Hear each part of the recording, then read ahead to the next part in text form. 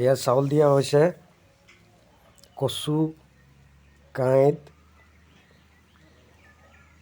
এতিয়া বৰ্তমান চাউলটো দি হৈছে। এতিয়া আকৌ এইটো গডৰেজ ফিট গ্ৰ'ৱাৰটো 1 কেজিমান দিয়া হৈছে আৰু ইয়াৰ পিছত আমি আৰু সিজাম। কচুবোৰ প্ৰায় আধা সিজা হৈছে আৰু এয়া চাওক, কচু একদম লোকেল তৈয়াৰ, লোকেল প্ৰস্তুতি, লোকেল একদম গাহৰি আটাইতকৈ প্ৰিয় খাদ্য কচু। এয়া চাওক, কচু আধা সিজা হৈছে আৰু এই ভাতবোৰ অলপ সিজিছে আৰু চাউলটো ফুলিছে আৰু তাৰপিছত তলেদি পূৰা জুই আৰু ধোঁৱা। আটাইতকৈ কম খৰচ আৰু এইটো আটাইতকৈ কম খৰচত মানে চাওক, এতিয়া উতলি আছে। এয়া উতলিলে আৰু চাউল প্ৰায় 1.5 কেজি দিয়া হৈছে, গডৰেজ 1 কেজি দিয়া হৈছে, কচু প্ৰায় 4-5 ইঞ্চিমান কাটি দিয়া হৈছে, তাৰপিছত নিমখ আধা কেজি দিয়া হৈছে। এতিয়া উতলি সেইটো পৰ্যায়ত পাইছেহি। আৰু অলপ উতলাব লাগিব। এই মাংস খালে যে গ্ৰেভি যে হয়, তেনেকৈ বনাব লাগিব। গ্ৰেভি বুলিয়ে ক'ব পাৰে, গাহৰি খোৱা গ্ৰেভি বুলি ক'ব লাগিব এইটো।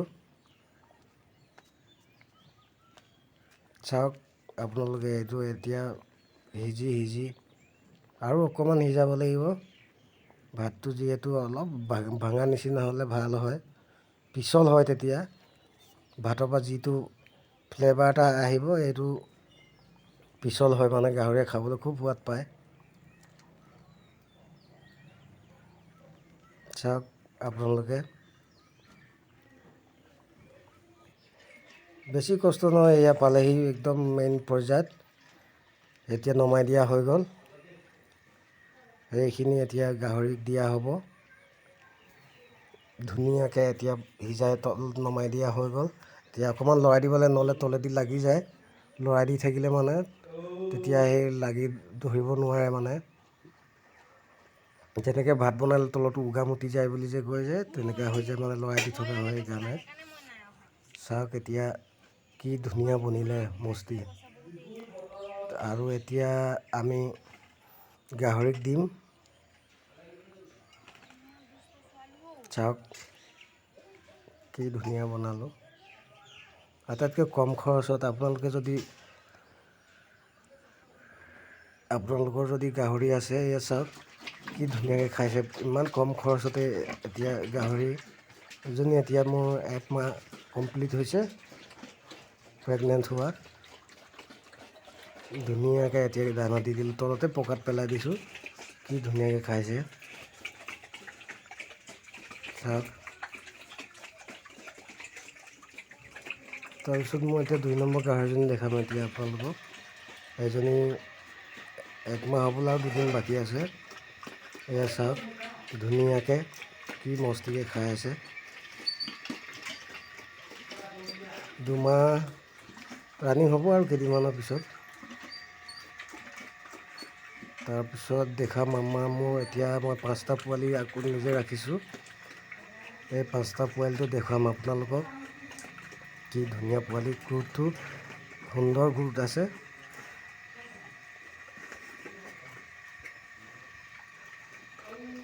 চাওক আপোনালোকে কি ধুনীয়া, কম খৰচতে এটকা পইচা খৰচ নকৰাকৈ কি ধুনীয়াকৈ দানা প্ৰস্তুত কৰি গাহৰিক খুৱাই কি ধুনীয়া গ্ৰোথ লৈছে। চাওকচোন আপোনালোকে।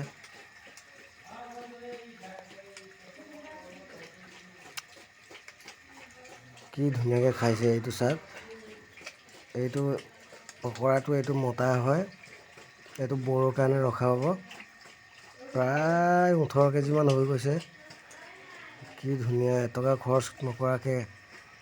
খৰচ মানে 1 কেজি দিয়া হৈছে, কিবা এইটো গডৰেজ ফিটটো প্ৰায় কেইটকা পৰিব, এইটো 18 টকামান, চৰি 35 টকামান পৰিবগৈ।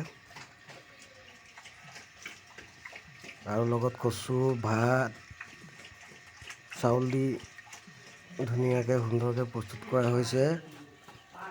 তাৰপিছত এতিয়া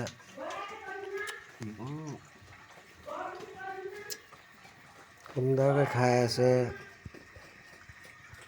চাওক। আৰু মোৰ চেনেলটো যদি ছাবস্ক্ৰাইব কৰা নাই ছাবস্ক্ৰাইব কৰিব, লাইক কৰিব, কমেণ্ট কৰিব, লগতে ঘণ্টাটো টেপি দিব ন'টিফিকেশ্যনটো, যাতে আপোনালোকে মোৰ ভিডিঅ' আপলোড দিওঁতে লগতে পাই যায়। নমস্কাৰ, ধন্যবাদ চাই থকাৰ বাবে।